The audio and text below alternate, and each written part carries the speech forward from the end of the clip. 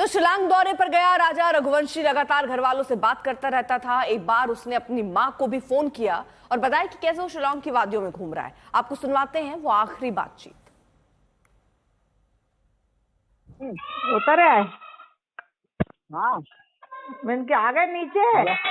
कहाँ पे हो तुम? ऊपर पहाड़ पे के ऊपर आ नीचे? गया मैं। अब जाके पहुंचा ऊपर में। रात को नीचे रुके थे? हाँ, कुछ खाने का मिला कि? रुकने का नाम तब से नहीं ले रहे हैं और यकीन ही नहीं हो रहा है कि आखिर इतना बड़ा घटनाक्रम इनके साथ हो गया।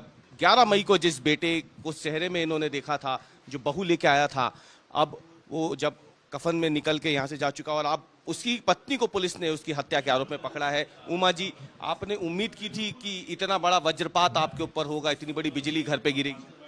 ऐसा कौन माँ सोचती है कि इतनी बड़ी बिजली गिरेगी?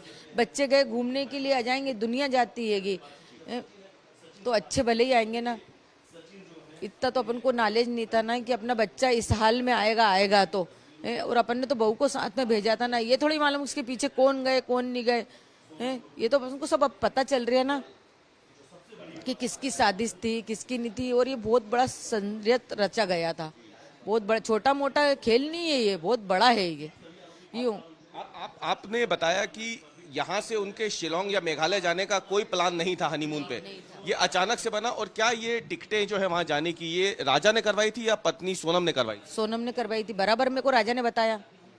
मैंने बोला बेटा तूने टिकट करा ली और अपन अभी नहीं जा सकते, बाद में जाएंगे। तो बोले मम्मी उसने टिकट करा ली। बोलती अब क्या करोगे तुम? अब तो टिकट हो गई, अब तो तुमको चलना पड़ेगा ना। तो बोले मम्मी चला जाऊँ क्या? तो मैंने कहा बेटा चले जा। कितने दिन में आओगे? बोले 6-7 दिन में आ जाएंगे। और जिस दिन मैंने आखिरी बात करी थी उस दिन भी बोला था बस अब यहाँ से निकल रहा हूँ, बस इसके बाद मेरी कोई बात नहीं हो। और राजा का फोन एक दिन पहले ही बंद हो गया था, स्विच ऑफ।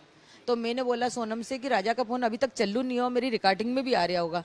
तो उन्होंने बोला नहीं अभी नहीं हुआ चल्लू। आप जब यहाँ से इन लोग जा रहे थे तो किसी तरीके का कोई मन में आपके वहम, कोई डर उस वक्त आया था जब ये यहाँ से जा रहे थे? आपने कहा कि राजा ने जो सोने की चेन पहनी थी, कैश भी काफी था, तो एक मन में डर था एक माँ के कि इतना सब कुछ लेके कौन घूमने जाता है? डर जब बना मेरा, जब गले में चेन देखी तो मैंने उसको राजा को फोन लगाया। आधी रास्ता पहुंचा था जब मैंने राजा से बात करी थी। तो राजा से मैंने बोला कि बेटा कहाँ तक पहुंच गया? तो उसने बोला मम्मी यहाँ तक पहुंच गया। तो उसने उधर से क्या बोला कि मम्मी वो सोनम ने मेरे से बोला चेन लेके आना। तो मैंने बोला कि बोल देना मैं तो कोई लेके नहीं आ रहा हूँ चेन, तुमको पहनना पहनो, मेरे को तो कोई नहीं पहनना, मतलब यूँ बोल दिया। तो फिर है ना मैंने राजा की एयरपोर्ट की फोटो देखी तो कॉलर के वहाँ चेन दिखी। तो मैंने उसको तुरंत फिर से फोन लगाया। मैंने कहा राजा तूने चेन क्यों पहन के गया? अभी तो क्या बोल रहा था मैंने चेन नहीं पहनी, ये फोटो में तो चेन आ रही। मैंने की एयरपोर्ट की। तो मम्मी मेरे को सोनम ने बोला था कि चेन पहन के आओ। बोले मैंने भी तो सब पहना। तो मैंने की सोनम ने क्या पहना? तो उसने तो मिनी पहना था और एक ब्रेसलेट पहना था डायमंड का और अंगूठी पहनी थी, बाकी उसने और बाकी रकम नहीं लेके गई थी। और उसने आप ये बताना चाह रही हैं कि पूरी एक साजिश थी, उसी साजिश के तहत आपके बेटे को इतने दूर ले जाया गया मेघालय और वहां पे उसकी हत्या की गई? नहीं तो वो साजिश ही है ना। और चेन पहनने की कौन पत्नी बोलती? मैंने उनकी माँ से ये बात रखी कि देखो राजा ने चेन पहन के गया तो मेरे को डर लग रहा है, खतरा लग रहा है, क्योंकि जरा सा भी अपने गले में होगा। मैं 2-3 लाख की बात नहीं कर रही कि 2-3 लाख गए तो जाए, मगर है ना उससे क्या खतरा रहेगा। मेरे को बहुत डर लग रहा है कि मेरे छोरे के गले में कभी दिख जाएगा। तो मैंने उसको इतना बोला कि बैग में रख लेना बेटा निकाल के। तो बोले ठीक है मम्मी मैं होटल में जाके बैग में रख लूंगा। उसने इतना भी मेरे को बताया। आपको बिल्कुल सोनम पे शक नहीं हुआ था उसके हाव भाव से, बातचीत से? हुआ था, वो बात ही इतनी मीठी करती थी कि मैं कैसा शक कर सकती सोनम पे। आपने खुद उस दिन फोन लगाया था, उन लोगों का व्रत था, हमने फोन पे बातचीत सुनी थी। आप वो अच्छे से बात कर रही थी, मैं भी अच्छे से बात कर रही थी, बराबर बात चल रही थी। फिर मैंने बोला राजा से बात करा दो। तो बोले अभी थोड़ी देर बात कराऊंगी। उसने यूँ बोला कि थोड़ी देर बात कराऊंगी। मैंने कहा राजा का फोन अभी भी स्विच ऑफ आ रहा है, चल्लू नहीं हुआ क्या? तो बोले नहीं मम्मी। सोनम के परिवार वाले अभी भी इस बात को मानने को तैयार नहीं है। वो पुलिस की थ्योरी को झुठला रहे हैं।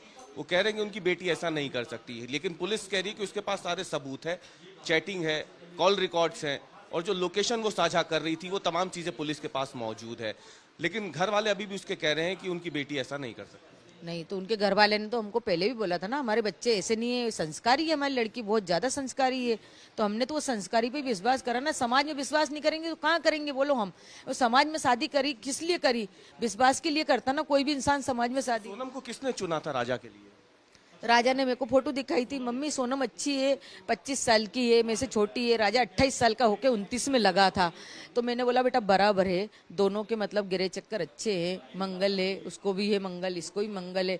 कुंडली उन लोगों ने दिखवाई थी, जो शास्त्री उनका जो फोन पे बात कर रहा था ना, उन्होंने कुंडली मिलवाई थी। हमने बोला हम 1 साल बाद शादी करेंगे, तो उनके पापा ने बोला कि 1 साल बाद कोई लगन नहीं है इन बच्चे उनकी। फिर हमने बोला ठीक है, करना तो है, अपन कैसे करके कर लेते, 1 साल बाद भी करना अपन को। तो हमको नहीं मालूम था कि जल्दबाजी का फैसला क्या निकलेगा। ये हमको अब समझ में आ रहा है ना, हमारा दिमाग तो अब वो चल रहा है ना कि जल्दबाजी क्यों करी थी। उनकी लड़की में खोट नहीं होती तो वो जल्दबाजी नहीं करते, कुछ ना कुछ तो होएगा। सोनम को नहीं रहना था तो वो नहीं रहती, मगर मेरे बच्चे के साथ ऐसा बहुत गलत हुआ। सोनम ने करा, वो लड़के उनने करा, 3 ने जिसने भी करा है, मगर मेरे बच्चे के साथ बहुत गलत हुआ। सजा की मांग करते हैं आप? सोनम को तो बहुत बड़ी से बड़ी सजा मिलेगी, अगर उसने करा है तो फांसी मिलेगी। और बाद में कभी उसका नाम आया तो उससे बड़ी सजा बताऊंगी, मैं आप सबको बताऊंगी। एडीजी लॉ एंड ऑर्डर क्या कह रहे हैं वो भी आपको सुनवाते हैं।